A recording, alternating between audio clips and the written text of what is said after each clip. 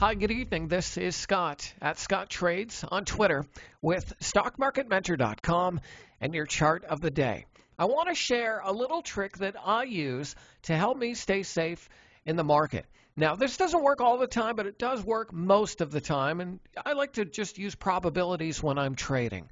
And so what I like to do is if I'm an active market participant, I like to keep an eye on where price is versus the 8-day exponential period moving average. That's the orange line here on the chart. Now, typically, if the overall market, like the SPY here, closes below that 8-day exponential period moving average, I like to kind of err on the side of caution in terms of my portfolio. Maybe that means that I'm not fully invested in the market.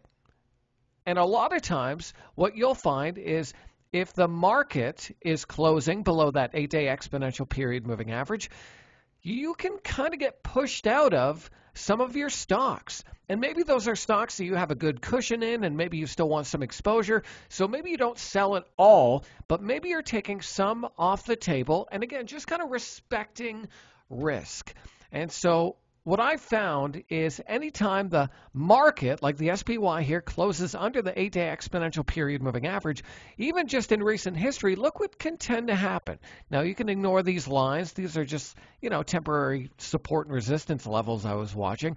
But if you just pay attention to price and where it is in terms of the 8-day, when we have trouble staying above that 8-day exponential period moving average, we can typically be in store for a little chop fest. Now, I don't like my portfolio to be choppy. I want velocity in my portfolio, but typically only to the upside. And so I like to ride that upside momentum when the market is above the orange line, that 8-day exponential period moving average. Now, when it gets below and is allowed to close below that 8-day, again, that's when I'm kind of usually getting pushed out of some stocks and just respecting risk a little more.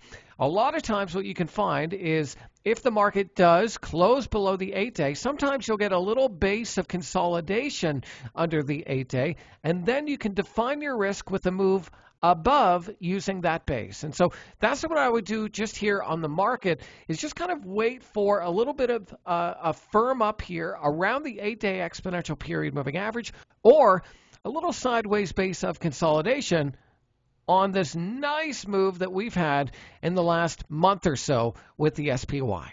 So just a little trick that I like to use is watch price in relation to the 8-day, and if we get a close below that 8-day exponential period moving average, a lot of times that'll push me out of stocks, and I want to respect that risk. If you want more tips, tricks, and tutorials, you should check out what we're doing over at StockMarketMentor.com. My name is Scott McGregor at Scott Trades on Twitter. We'll see you next time.